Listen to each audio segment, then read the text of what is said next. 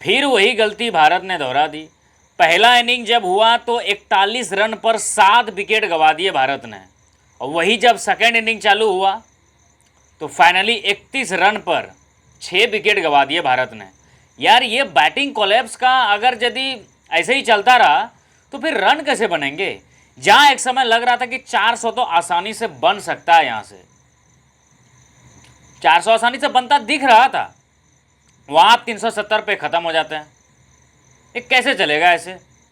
ये batting collapse एकदम बहुत ज़्यादा हो रहा है, बहुत ज़्यादा। अब बॉलर तो ऐसा लग रहा है कि वो कुछ काम ही नहीं कर रहे हैं यार। जहाँ इंग्लैंड की तरफ से देखा था हमने कि बॉलर भी आके रन बना रहे थे, डिफेंस कर रहे थे, वहाँ इंडियन बॉलर के पास बैटिंग स्किल तो एकदम जीरो है। देखिए बैटिंग स्किल अगर यदि जीरो है तो आपके पास बॉलिंग स्किल भी तो होने चाहिए।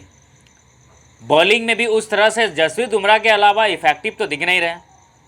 खेल का चौथा दिन समापन होने के बाद भारत 370 रन पे ऑल आउट होता है और 21 रन बनाकर अभी भी इंग्लैंड के दोनों सलामी बल्लेबाज नॉट आउट हैं।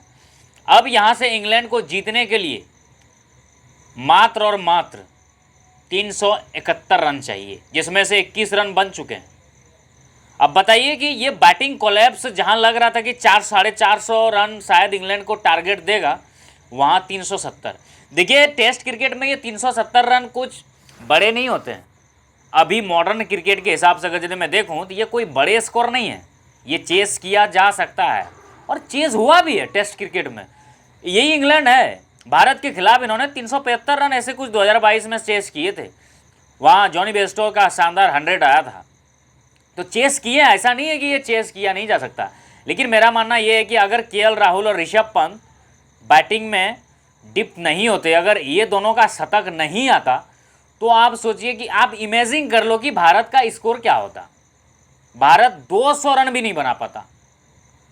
आप 31 रन पर 6 विकेट गंवा रहे हैं, 41 रन पर 7 विकेट गंवा रहे हैं, तो आप सोच रहे हैं कि आप 200-250 तक पहुंच जाएंगे।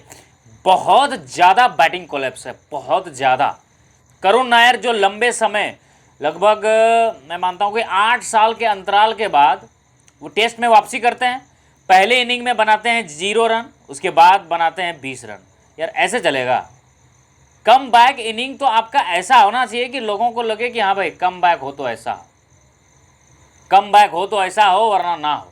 ये अगर यदि कम बैक है तो मैं समझता हूँ कि अगले मैच से वो ड्रॉप होते दिख रहे हैं। मुझे ऐसा फील हो रहा है वो अगले मैच से ड्रॉप होते दिख रहे हैं। बाकी मैनेजमेंट कुछ भी कर सकती है, लेकिन बहुत ज़्यादा निराश किया है। साई सुदर्शन, इसके बारे में तो कुछ नहीं बोल सकता क्योंकि ये इनका तो अभी अभी डेब्यू हुआ है और डेब्यू मैच के दूसरी पारी में अच्छे लग रहे थे, बदकिस्मत आउट हो गए, वो बात अलग है। बट यहाँ पे हिस्ट्री क्रिएट कर दिया है, ऋषभ पंत ने हिस्ट्री क्रिएट कर दिया है। भारत का पहला ऐसा बैट्समैन है, विकेट कीपर बैट्समैन भी आप कह सकते हैं, कि दोनों इनिंग में इंग्लैंड में जाके 100 जड़ा है। दोनों इनिंग में, आज से पहले कभी नहीं किया था।